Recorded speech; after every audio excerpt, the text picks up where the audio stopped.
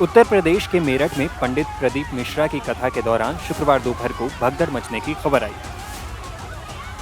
बताया गया कि कथा के दौरान कई महिलाएं और बुजुर्ग गिरकर चोटिल हो गए। मीडिया रिपोर्ट्स के मुताबिक दोपहर 1 बजे से कथा शुरू हो चुकी थी। इसमें हिस्सा लेने के लिए करीब 1 लाख लोग पहुंचे थे। कथा शुरू होने पर लोग जल्दबाजी में अंदर जा रहे थे। बाउंसर्स ने भीड़ अचानक बढ़ने पर लोगों को रोक कर एंट्री करानी शुरू कर दी। इसी दौरान भगदड़ मचने की बात कही जा रही है। चोटिल महिलाओं और बुजुर्गों का घटना स्थल पर बने हेल्थ कैंप में इलाज किया जा रहा है। वहीं अधिकारियों ने बताया है कि कथा स्थल पर भगदड़ की बात महज अफवाह है। एक वीडियो आया था कि स्टैम्पीड हो गया करके मेरठ में, बट ऐसा कोई इंसिडेंट नहीं है। कुछ महिलाएं गिर गए थे एंट्री गेट पे और उनको उठाया गया है, फिर बाद में वो अंदर चले गए। कथा अभी पीसफुली चल रहा है, कोई ऐसा इंसिडेंट नहीं है। यहाँ पे कुछ नहीं हुआ है मैम। और जो अफवाह फैलाई गई भगदड़ या किसी चीज़ की, तो यहाँ पे काफ़ी लोग हैं जो कथा के लिए आए थे और उनमें एक वृद्ध महिला थी जो उनको थोड़ा सा नीचे गिरी तो उनको साइड में रखा गया, उसका वीडियो वायरल किया गया। और हम लोग पता भी कर रहे हैं कि जिनके द्वारा भ्रामक सूचना ये इनिशिएट की गई, जिसकी वजह से एक लोगों में भ्रांति फैली, लोगों को थोड़ा सा गलत इन्फॉर्मेशन दी है। बाकी आप खुद देख सकते हैं यहाँ पे कथा का प्रोग्राम बहुत पीसफुली चल रहा है। लोग आ रहे हैं, बहुत दूर दूर से आए, श्रद्धालु आए, वो लोग अपना जाके कथा सुन रहे हैं, तो ऐसा कोई इशू नहीं। मामला नहीं था। 3 महिलाएं जा रही थी, गाड़ी के बगल से गुजर रही थी, तो फिसल गई थी, गिर गई थी। उनको कुछ लोग उठाने के लिए आ गए थे, उसी का वीडियो कुछ लोगों ने बना दिया, चला दिया। अब आइए उन कथावाचक के बारे में भी आपको बताते हैं जिनकी कथा में इतनी बड़ी संख्या में लोग पहुंचे थे। बता दें कि बीते कुछ वर्षों में प्रदीप मिश्रा की लोकप्रियता काफी ज्यादा बढ़ी है। उनसे कथा सुनने के लिए लाखों लोगों का हुजूम उमड़ता है। यहाँ तक कि कई दिग्गज नेता भी उनके अनुष्ठान में हिस्सा लेते रहे हैं। वो अलग अलग मौकों पर उत्तर प्रदेश के सीएम योगी आदित्यनाथ, मध्य प्रदेश के सीएम मोहन यादव और केंद्रीय मंत्री शिवराज सिंह चौहान के साथ दिखे।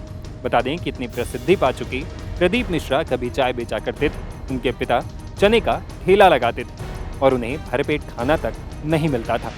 एक बार मीडिया से बात करते हुए उन्होंने खुद अपनी जीवन यात्रा के बारे में बताया था। मध्य प्रदेश के सीहोर में जन्मे पंडित प्रदीप मिश्रा अपने शुरुआती जीवन के बारे में जानकारी देते हुए कहते हैं, मेरा जन्म घर के आंगन में तुलसी की क्यारी के पास हुआ था, क्योंकि अस्पताल में जन्म के बाद दाई को जो रुपए दिए जाते थे उतने भी हमारे पास नहीं थे। मेरे पिता स्वर्गीय रामेश्वर मिश्रा पढ़ नहीं पाए, चने का ठेला लगाते थे। बाद में चाय की दुकान चलाई। मैं भी दुकान में जाकर लोगों को चाय दिया करता था। मेरा कोई लक्ष्य नहीं था। मैं दूसरों के कपड़े पहनकर स्कूल गया, दूसरों की किताबों से पढ़ा। बस यही चिंता रहती थी कि पेट भर जाए और परिवार को संभाल लें। भगवान शिव ने पेट भी भरा और जीवन भी संवारा। हमें याद है बहन की शादी का जिम्मा था। मुझे याद है सीहोर के एक सेठ की बेटी की शादी हुई तो भवन में डेकोरेशन था। हम उस सेठ के पास हाथ जोड़कर कहने गए कि वो अपना डेकोरेशन रहने दें ताकि इसी में हमारी बहन की शादी हो जाए। पंडित प्रदीप मिश्रा ने अपनी आध्यात्मिक जीवन की शुरुआत को लेकर आगे बताया। सीहोर में ही एक ब्राह्मण परिवार की गीताबाई पराशर नाम की महिला ने मुझे कथावाचक बनने को प्रेरित किया। वो दूसरों के घरों में खाना बनाने का काम करती थी। मैं उनके घर पर गया था। उन्होंने मुझे गुरु दीक्षा के लिए इंदौर भेजा। मेरे गुरु श्री विठलेश राय काका जी ने मुझे दीक्षा दी, पुराणों का ज्ञान दिया। मुझे याद है मैं जब उनके पास गया था तो मुझे देखते ही उन्होंने मेरी गुरु माता अपनी पत्नी से कहा, बालक आया है, भूखा है, इसे भोजन दो। इसके बाद उन्होंने मुझे आशीर्वाद देकर कहा था, तुम्हारा पंडाल कभी खाली नहीं जाएगा। शुरुआत में मैंने शिव मंदिर में कथा भगवान शिव को ही सुनाना शुरू किया। मैं मंदिर की सफाई करता था। इसके बाद सीहोर में ही पहली बार मंच पर कथावाचक के रूप में शुरुआत की।